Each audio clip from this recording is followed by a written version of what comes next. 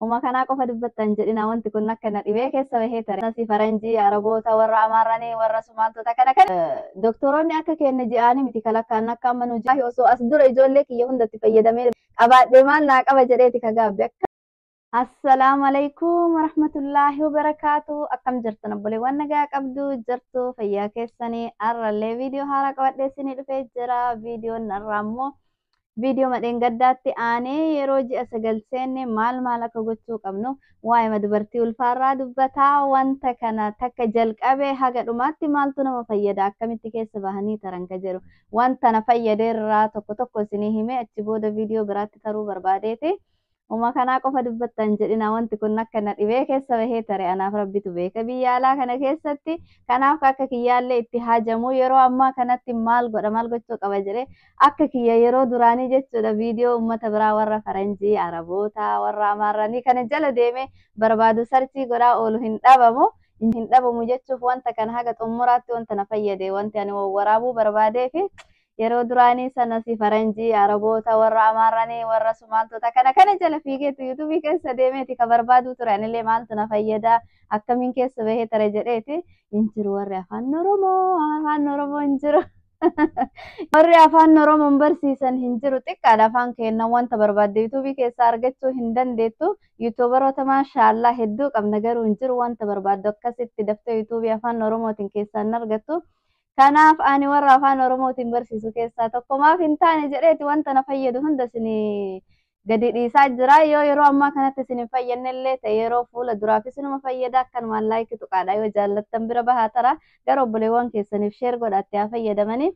Ammas kamadheen gaddaa sanarraa jalqabeeti ji'a sagal yeroo seennee maaltu ciniinsuudhaaf nu qopheessa ka jedhu isiniif qooduufi yeroo ji'a sagal seennee dahumsaadhaaf qophoofne ilmoo keenya wal arguudhaaf qophoofne akkamitti akka ilmoo keenya qaama keenya qopheessine mana keenyaaf maal qopheessina osoo hin taane saniillee inshaallah yeroo biraatti isinii deebi'a amma viidiyoo walitti hin dheerata. Amma ammoo qaama keenya akkamitti qopheessina haala kamiin ilmoo keenya simachuudhaaf qopheessina ka jedhu ciniinsuudhaaf maaltu nama gargaara walumaa galatti akka ilmoon daftee nu dhalattu akka nu cinqine ciniinsuu irratti maaltu nu gargaara ka jedhu maaltu akka na gargaaree maal faa akkatti fayyadame takkaan isinii hima inshaallah obsaan dhageeffadha. Viidiyoo ammoo yoo jaallattan laayikii godha akka nama hedduu bira ga'uufi turee jira eega viidiyoo waraabee viidiyoo addaan kutee jira. Viewer kiyya hundi isaaniitu addaan babbadanii jiranii nama baay'ee bira gahaa hin jiru. Yoo laayikii gootanii viidiyoon kun heddumminaan jaallatame ammoo nama baay'ee bira gahaa nama hedduutu itti fayyadama ka akka kiyya ka duraanii rakkate viidiyoo yuutuubaroota afaan warra biraa jala deemaa ture amma afaan ofiitiin waan jaallatu waan barbaadu irraatti fayyadama. Anillee isinirra beekee osoo hin ta'in wanta na fayyade keessa bahee tare itti fayyadame akka isinillee itti fayyadamtaniif isiniif qooda. Doktoroonni akka kenna ji'aanii miti kalakkaan akka amma nu ji'a tokko lama jennee haga ji'a sagalii kana lakkoofnu kana doktoroonni ji'aaniin lakkaa'ani. Doktoroonni kalakkaan baay'inaan torbaaniin akka kenna ji'aaniin lakkaa'an amma akka nu ji'a tokko lama sadii jennee haga sagalii ji'a sagal keessa jirru kanaa miti torbaaniin lakkaa'ani. Torbaan tokkorraa dubartiin takka ka indeetti jedhamee eegamu haga torbaan 40ti. Torbaan 40 taruu dandeetti haga torbaan 42tti deemuu dandeetti garuu achi yoo dabarte nama dhalchiisan natti fakkaatan torbaan 42 hin geenne ijoollee wantiyya garuu haga torbaan 42 sii kennama torbaan 40tti haadhi takka kan deetti jedhamee eegamu. Torbaan 37 seente jechuun ji'a 9 seente jechuudha. Torbaan 37 geettee jennaan achirraa achi of qopheessuu qabdi. Sa'aatii kamiyyuu ciniinsuun isii qabuu danda'a. Ilmoo fayyaa qabdu ulfa seeran deemaa jiru ta'ee jennaan achi durallee ka dhalatu ima jira garuu ilmoo nagahaan deemaa jirtu bakka geetti jedhamee yaadamu keessaa tokko torbaan 37 yeroo seente haga torbaan 42tti anytime yeroo kamiyyuu keessatti ciniinsuun isii qabatuu danda'a. Kanaaf torbaan 39 no astaghfirullah torbaan 30 dhiifama torbaan 37 yeroo geette sana jechuun ji'a sagal yeroo geette wanta of qopheessuu qabduutu jira qaamaan sammuu waa hundaaniyyuu maal tokko nu qopheessa isiniif hima inshaallah.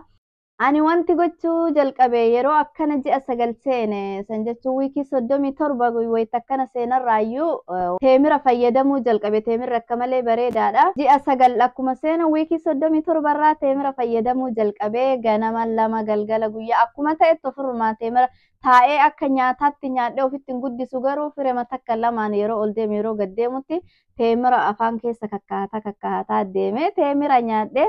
Teemira sun ammoo akka malee na gargaare akka malee na laaffise haga dooktorri iyyuu na ajaa'ibdee qaamni kiyya yeroo ilmoon dhalachuudhaaf ga'u qophii tahee lallaafee jira qaamni kan keessirashii godha akka ajaa'ibaatti addaan harkifatanan jettee dooktorri iyyuu ajaa'ibdee kanaaf ciniinsin iyyuu sa'aatii 2 malee natti hin turre. Alhamdulillah akkasitti na gargaare teemirri bareedaadha.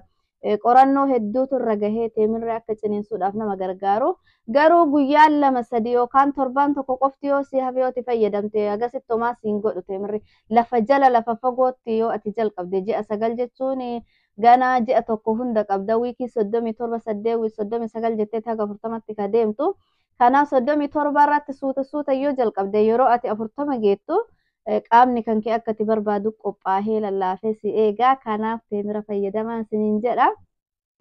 Yeroo akkana jedhu ammoo namni hedduun yeroo ji'a 9 gahu baqa waan of dadhabnuuf qaamni keenya ulfina waan ji'a 9 hunda harkisaa dhufne ofi jibbaannuuf wanta dafee ciniinsuu namatti fidee akka dafanii keessa bahanii barbaadane taraan nama godhu itti fakkaata. Kanaa miti ilmoo yeroo rabbi jedhee yeroo rabbiin bahi jedheen guyyaan gahi dhufti achiif ammoo of qopheessuudha.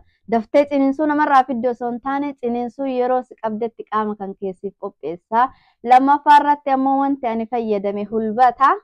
Hulbata jechuun abishii fayyadame abishii juusii isaa dhuge. Abishiilleen akka malee nama gargaara. Garuu abishii wiikii 37 irratti hin jalqabne abishiin xiqqoo dafee qaama nama laaffisa. Kanaaf jalqaba irratti jalqabuu sodaadhee ijoollee 2 kan abishii fayyadametti arge maashaallah akka malee jaaladhe lamaan isaaniitiyyuu. Abishii wiikii meeqa irratti jalqabe seete yeroo torban tokko na hafu jalqabe wiikii 39 irratti jalqabe ani uumamaan iyyuu nama wiikii 40 taruu miti wiikii yeroo jedhu dhiifama nama torban 40 taruu miti yeroo torban 40 doktorri itti naa qabe san irratti guyyaa kiyyan dabarsu dubartiin hedduutu jira kaan osoo guyyaa iyyuu hin gahin deetti kaan ammoo guyyaa dabarsitee torban tokko torban lamatti dabalatteeti ani ammoo ajaa'iba alhamdulillah guyyuma warri doktoraa sii naa qabe indeettanaan jedhe sanitti yookaan guyyaa tokko duubatti aansaa yookaan guyyaa tokko duratti dabarsaa wiikii 40 san hin taru jechuudha torban 40 seenee jennaan baqa any time beebiin kiyyan dhufa kanaaf 39tti jalqabe torban 39 wayita akkana seene abishii fayyadamuu jalqabe abishiilleen akka malee bareedaadha abishii akka itti dhuguu jalqabe itti dhuguu ture namni hedduun firee isaa san abishii firee isaa fuudhee danfiseeti akka shaayitti bishaan isaa san jalaa dhimbiibee ka dhugu ani ka firii san hin jaalladhu akka malee hadhaa bishaan isaa sun natti hin tolu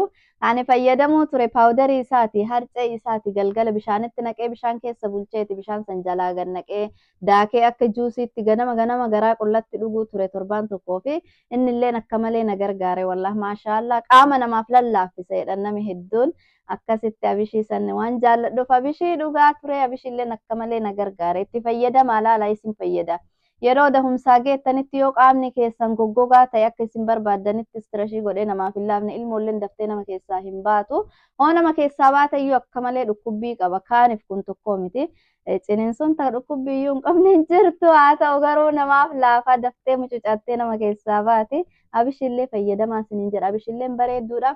Sadaffaa irratti immoo talbaa sadaffaa irrattis wanti bareedaadha akka malee nama fayyadu talbaadha talbaa ammoo ani hin fayyadamne dhugaa yoo ofirraa hime ani hin jaalladhu akkas wala harkifatu san hin jaalladhu talbaa ammoo nama hedduu fayyadame argellee hedduu beekaani talbaalleen bareedaadha talbaa bishaan keessatti danfisaniiti juusii isaa akkas wala harkifatu san dhugani dhiifamani talbaan jaalladhu garuu bareedaadha talbaalleen akka malee nama gargaara akka qaamni namaa laafee hormaati namaa laafu ciniinsu yeroo ilmoo gadi dhiibbatu akka daftee nama keessaa bahu nama taasisa jedhama talbaa dhugeen nagarree bakka talbaa ammoo abishiin iyyuu akka isaa harkifata waan ta'eef akka malee bareedaadha abishiilleen hulbata jechuudha talbaallee fayyadamaa woo ka jaallattan ta'e akka malee isin gargaara yeroo wanta kana hunda ammoo wanti dura gochuu qabdan teemira qofa kas wiikii 37 irratti jalqabe ana wanta abishii ta'ee talbaa ta'ee yeroo wiikiin 2 yookaan wiikiin tokko qofti si hafu ka jalqabuu qabdu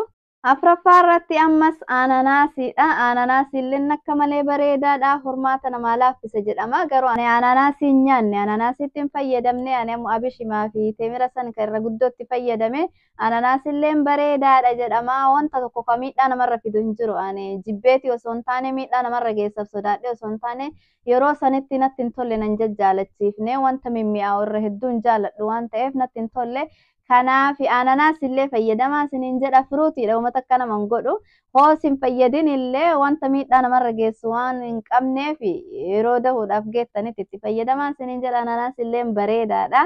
Ammas tokko akka malee nama fayyadu keessaa deddeemuudha. Deddeemsi akka malee nama gargaara. Nama fayyada qaama kan kee ispoortii daleessisaa qaama kan kee kan akkatiin qaami kan kee jajjabaatee eegu taasisa waan ta'eef guyyatti yoo xiqqaate daqiiqaa 20-30 takka gadi babbaatanii qaama keessan haga dandeettan takka akka gamaa gamana sosochoosaa gamaa gamana sochoosaa ispoortii dalagaallee hoo deddeemtan akka malee isin gargaara.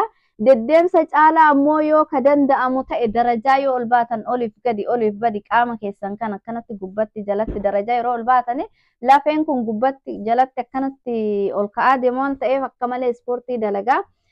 Doktora jettu dhagahe ani deddeemsaarra deemsa daqiiqaa 30-40 deemtee dhufturra daqiiqaa 10-15 takka darajaa ol baatee hoo gadi baatee irra nama fayyada ka jettu doktora arabaa takka irraa dhagahe itti fayyadamee jira. Ani deemees jira darajaa ol ka'ee jira akka malee na gargaari wanti sun hundi walitti qabameeti akka dafee dahu akka dafee ciniinsuun kiyyanarraan turre kana gargaare isuma natti fakkaata. Allahu aalam rabbitti beeka. Garuu akka malee ciniinsuun naa laafte sa'aatii yeroo na qabdee silaa natti oowwite an jedhu iyyuu ilmoon iyyuu bahuudhaaf kaata qophoofte akkasi sa'aatii lama iyyoo sonarraan turin yoo guddatte sa'aatii lama akkasitti ilmoo kiyya nagayaan da'e akka malee nama gargaara. Deemsaaf baay'isaa darajaa ol koraa gabbu'aa ol koraa haga dandeettan akka malee nama gargaara.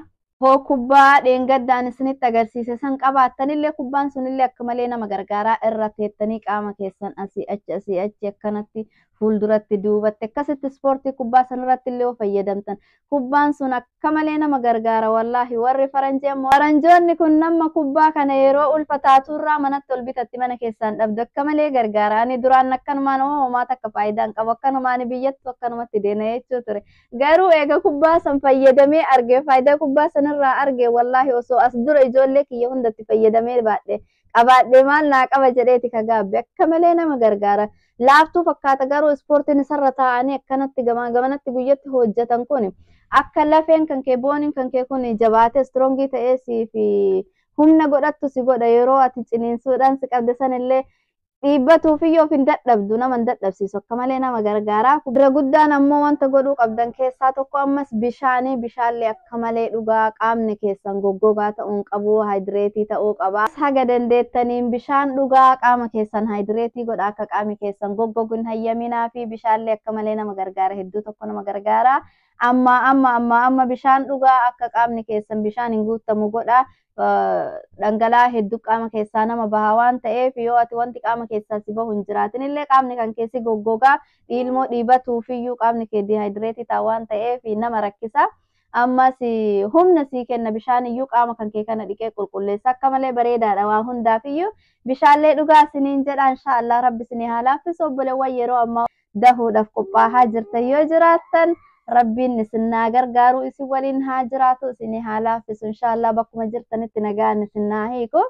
Yeroo itti aanutti ammoo yeroo ciniinsuun dhufte sanitti yeroo isin nama qabattee kinoo amma yaa Allah dhukkubbiin dhufte sanitti maal akka gochuu qabnu maaltu akka nu gargaaruuf maaltu akka humni keenya dafee nurraan dhumannee fi maaltu akka nu gargaaru maal akka itti fayyadame qabadhee isinii dhufa inshaallah. Obsaan eeggadhaa isiniin jedha inshaallah yeroo itti aanutti viidiyoo biraa qabadhee isiniif dhufa hagasiif ammoo assalaamu alaykum warahmatullaahi wabarakaatuh.